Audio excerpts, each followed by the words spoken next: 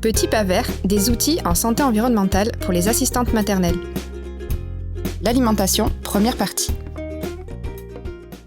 Bonjour et bienvenue à tous sur le podcast Petit pas vert qui vous est proposé par la Mutualité française Nouvelle-Aquitaine, une fédération de vraies mutuelles et un expert en prévention qui vous aide à prendre soin de votre santé. Il est financé par l'ARS Nouvelle-Aquitaine dans le cadre de la stratégie des 1000 premiers jours de l'enfant et de son action en santé environnementale.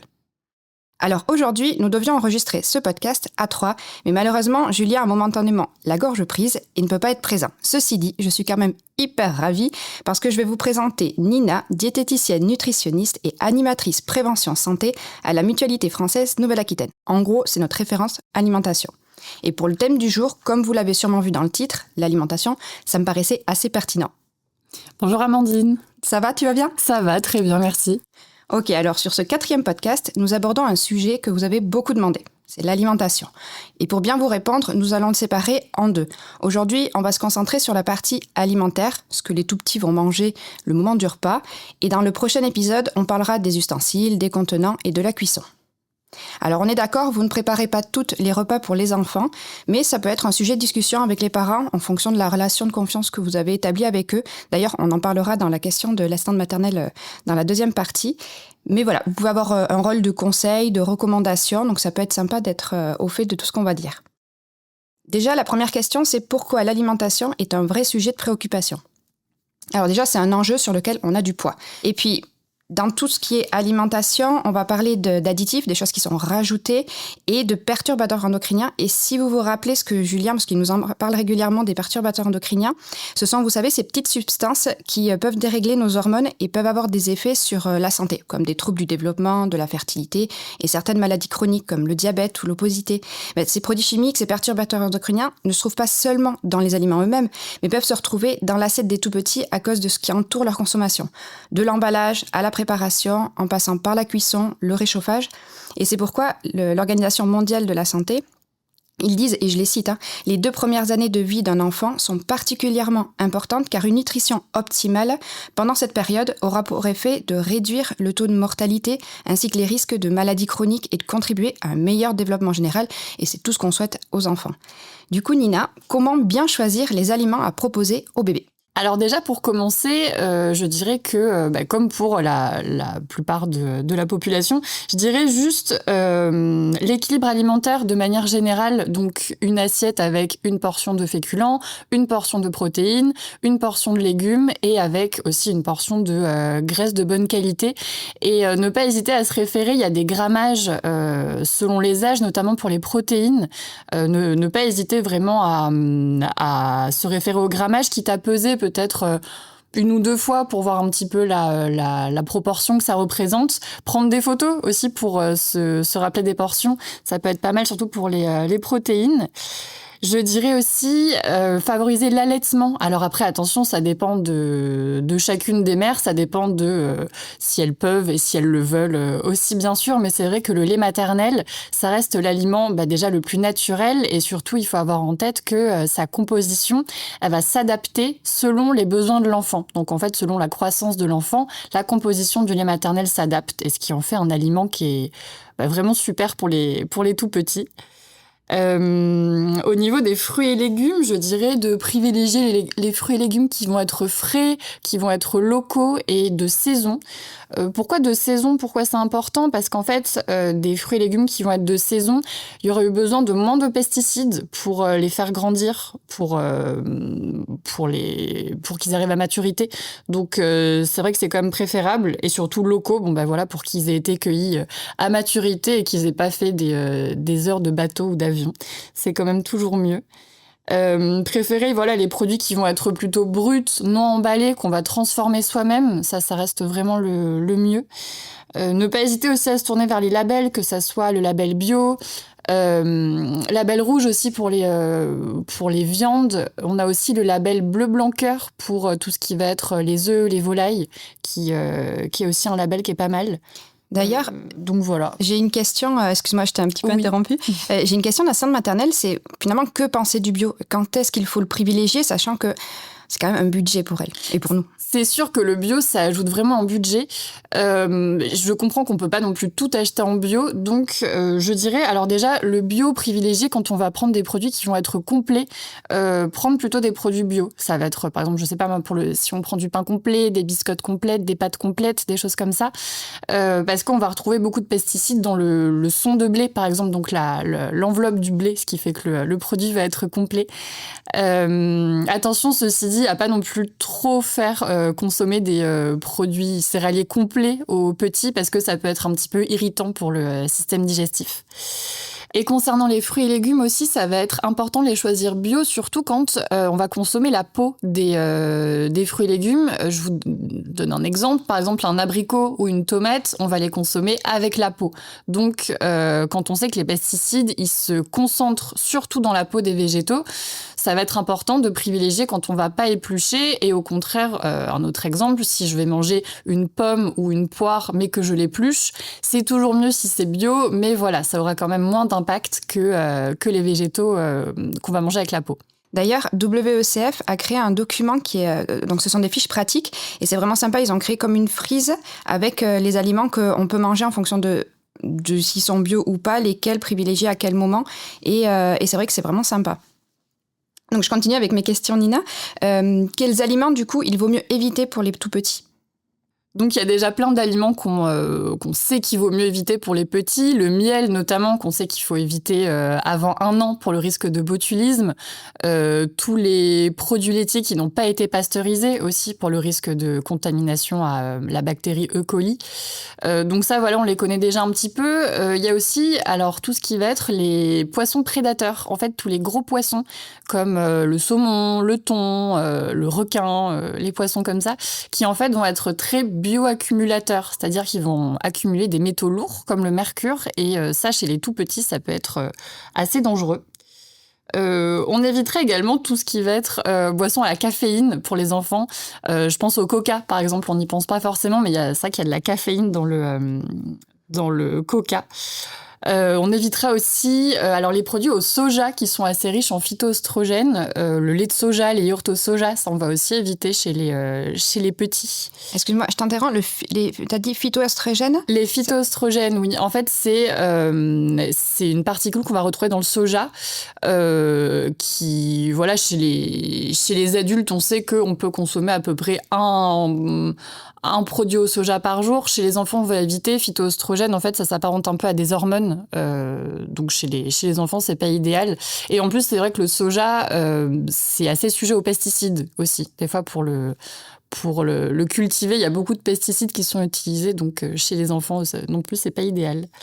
Et ensuite, alors très important aussi, le sucre chez les enfants qu'on va essayer d'introduire le plus tard possible pour plusieurs raisons. Déjà parce que plus on habitue un enfant à manger tôt du sucre, plus il va développer une appétence à tout ce qui va être sucré. Et alors qu'en fait, il n'y a pas forcément besoin de rajouter que ce soit du sel ou du sucre parce que les enfants, surtout les bébés, ils ont énormément de papilles gustatives, beaucoup plus que nous, les adultes. Donc en fait, si nous, quelque chose va nous paraître un petit peu fade, pour les enfants, ça va être une explosion de saveurs dans la bouche. Donc voilà, il n'y a pas besoin d'introduire le sucre trop tôt. On attend un maximum pour ça. Et le piège, ça serait de vouloir peut-être, au lieu du sucre, leur faire consommer des produits avec des édulcorants, comme je pense à l'aspartame par exemple. Ça, c'est vraiment à éviter aussi. Pourquoi ? Parce qu'en fait, l'aspartame, ça peut avoir un mauvais effet sur le microbiote des petits. Et le microbiote, est-ce que tu peux nous dire qu'est-ce que c'est et qu'est-ce que ça peut entraîner en fait ? Oui, en fait, le microbiote, ça correspond à toutes les bactéries qu'on a dans notre intestin, dans notre côlon plus précisément. Et toutes ces bactéries, elles sont très très importantes, que ce soit chez l'enfant ou chez l'adulte, on en a tous énormément. Et ces bactéries-là, notamment, c'est elles qui jouent un grand rôle dans l'immunité, dans le lien aussi avec le cerveau, donc pour tout ce qui va être bien-être mental. Elles jouent vraiment un rôle dans plein de fonctions de notre corps. Et s'il y a un déséquilibre, c'est toute notre santé qui peut en être impactée. Et enfin, pour terminer avec les aliments qu'il faut éviter, je dirais que les aliments ultra transformés, donc de manière générale, tout ce qui va être manufacturé, tout ce qui va être déjà un peu tout préparé, c'est à éviter parce que déjà souvent, il y a pas mal d'additifs dedans. Et en plus des additifs, c'est la plupart du temps, malheureusement, des matières premières qui vont pas être de très bonne qualité qui vont être utilisées. Donc, comme je disais tout à l'heure, préférez vraiment les produits bruts aux produits ultra transformés. D'ailleurs, je vais juste redéfinir ce que c'est un aliment transformé et ultra transformé parce que ce sont des mots qu'on entend souvent et c'est bien de se rappeler qu'est-ce que c'est. Donc, un aliment qui est transformé, c'est un aliment qui a été modifié mais qui reste assez proche du naturel. C'est quoi ? C'est le yaourt nature, c'est le pain, de la compote sans sucre ajouté. Un aliment ultra transformé, lui, c'est un aliment qui va être fabriqué avec des ingrédients qu'on ne trouve pas en fait dans notre cuisine classiquement. C'est des additifs pour conserver les aliments ou les préparations, des arômes artificiels, du sucre un petit peu caché, etc. Par exemple, c'est les plats tout préparés, les biscuits industriels. Et d'ailleurs, WECF a dit que ça entraîne aussi une dépendance au goût standardisé qui est hyper éloigné des vrais goûts des aliments et qui pousse à consommer plus que de raison au final. Et d'ailleurs, ils proposent un webinaire qui se déroulera en octobre sur le thème alimentation saine pour les jeunes enfants. Je vous dirai la date exactement dès qu'on aura l'info. N'hésitez pas à suivre la newsletter parce que on transmettra toutes ces formations qui sont proposées, qui sont gratuites par WECF puisqu'il y en a 3 du coup par an. Et c'est vrai que le souci aussi avec ces aliments qui sont ultra transformés, c'est que au-delà des goûts, voilà, qui sont assez standardisés comme tu dis, ça va être vraiment le fait que des fois on va avoir besoin de moins mastiquer. Ça va être des produits qui vont être moins satiétogènes. Satiétogènes, c'est-à-dire que on va avoir faim plus rapidement. Donc c'est pour ça que c'est vraiment pas idéal pour les petits de consommer ces produits. Et la difficulté, c'est que l'ultra transformé, au final, il fait gagner du temps. C'est ça. Donc, c'est une alternative qu'on a très envie d'utiliser. Alors, qu'est-ce qu'on peut proposer pour l'éviter ? Déjà, c'est de savoir qu'est-ce que c'est. Et c'est aussi prévoir aux courses, par exemple, un bocal en verre, vous comprendrez pourquoi dans le prochain podcast, d'haricots verts ou de petits pois avec pourquoi pas un steak haché ou du jambon blanc, histoire de d'être prêt au cas où. Et il vaut mieux privilégier ça, tu me dis Nina si je me trompe, plutôt que de proposer un plat préparé au tout petit, même si c'est pas l'équilibre parfait. Exactement, et moi j'aime bien aussi parler des repas assemblage, où en fait on va pas vraiment faire de la cuisine, mais on va juste assembler des ingrédients entre eux, et au final ça va faire un repas qui serait plus équilibré que si on avait choisi un repas qui était déjà tout prêt. Par exemple, moi je sais pas, on ouvre une conserve de haricots verts nature, on fait cuire un œuf au plat et on a une petite portion de pâtes de la veille. Bon voilà, on n'a pas cuisiné, mais on a un repas qui est simple, équilibré et qui est une très bonne alternative au repas déjà tout préparé. Et puis ça peut être aussi une activité avec les enfants. Je me dis que les faire participer, du coup, c'est pas une vraie activité, mais ça peut... Bien sûr. Voilà. Et parce que le repas, c'est pas uniquement ce qu'on a dans l'assiette, c'est aussi le moment qui est partagé avec Nounou. Quels sont les conseils qu'on pourrait donner, Nina ? Les conseils qu'on pourrait donner pour le repas, je dirais déjà faire en sorte que ce soit un moment sympa en fait pour les petits, leur faire aimer le moment du repas, en faire un moment qui est convivial, un moment de partage pour leur donner envie de passer à table, leur donner envie de manger et pourquoi pas les impliquer aussi dans la préparation du repas, toujours en sécurité bien sûr, et je sais pas, par exemple leur faisant remuer une préparation, en leur montrant toutes les étapes de préparation du repas, en les impliquant pour, encore une fois, leur donner envie de passer à table. Ça peut peut-être même leur faire aimer des aliments qu'ils auraient peut-être pas aimés de base. S'ils ont participé à la préparation, ça les implique. Je dirais aussi, ce qui va être très important, ça va être pas d'écran pendant les repas. Alors ça, c'est notre rôle en tant qu'adulte aussi, de montrer l'exemple aux petits, de manger sans écran, pour plusieurs raisons. Déjà parce qu'en fait, c'est vrai que les écrans, ils vont être focalisés dessus, donc ils vont pas faire attention à ce qu'ils ont dans leur assiette. Donc le moment du repas, il est c'est quand même important aussi pour ça, pour être concentré sur son assiette, voir ce qu'on mange, découvrir des nouvelles saveurs. Et c'est vrai que si on est devant un écran, il y aura peut-être moins de conversations, moins d'échanges aussi. Si on est tous tournés vers l'écran, c'est quand même pas idéal. Et aussi, ça sera plus compliqué de discerner les sensations de faim et les sensations de satiété. On va être moins concentré sur ça, et notamment pour l'enfant aussi. Donc, le développement des sensations alimentaires, il peut être altéré à cause des écrans. Alors aussi, je dirais que pour ne pas faire du repas un moment lourd et un moment de punition, ne pas forcément obliger un enfant à finir son assiette. Ça peut être assez traumatisant si l'enfant vraiment ne veut pas, s'il fait un blocage ou même un caprice, ne pas transformer le repas en un moment de punition. En fait, ça serait assez contre-productif, je pense. Vraiment essayer de tourner le repas en quelque chose de positif, en quelque chose d'agréable. Et pourquoi pas aussi manger la même chose que les enfants pour donner l'exemple en fait. Manger la même chose, montrer que c'est ce que eux mangent, et nous on le mange aussi et on se régale en le mangeant, donc ça peut être pas mal. Ça a été prouvé aussi que des fois l'expression de notre visage quand on sert quelque chose à manger aux enfants, elle est hyper importante. Ça avait été prouvé que on fait peut-être pas la même tête quand on propose un plat de frites à des petits et quand on propose un plat de légumes. Essayez toujours de proposer les choses avec enthousiasme, avec le sourire, pour encore une fois leur donner envie de manger. Ok, super. Alors maintenant, on va passer à la deuxième rubrique. On va répondre à la question d'une assistante maternelle.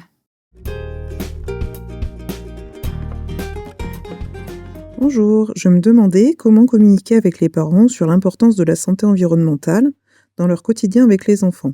Merci. Et voici ce que je peux vous proposer comme astuce pour que ce soit plus facile. Ce qui est ressorti, c'est de dire on a vu en formation que... Et pourquoi cette formulation, elle est chouette? Parce que ça va valoriser déjà le fait que vous vous formez, parce que ça, c'est hyper important. Ça impose une certaine neutralité et une légitimité à ce que vous dites et ça ouvre à la discussion. Donc voilà, et puis ça montre que vous avez des informations qui sont récentes, professionnelles, et puis ça valorise la qualité de votre accueil finalement. L'autre exemple que je peux vous donner, c'est un petit peu comme avec les enfants, c'est l'imitation. Les parents, ils vont peut-être calquer ce que vous faites parfois avec les enfants parce qu'ils vont se rendre compte que ça fonctionne, que c'est plutôt chouette, et n'hésitez pas du coup à valoriser la qualité de votre accueil en disant je fais les choses de cette façon, comme disait Nina par exemple, je propose des légumes et je le propose en souriant, tout de suite ça fonctionne bien. Voilà. Et n'hésitez pas vous aussi à partager vos astuces puisque ça peut être sympa de les partager entre nous. Pour cette dernière partie, je laisse la parole à Nina qui va nous présenter une activité à faire avec les tout petits.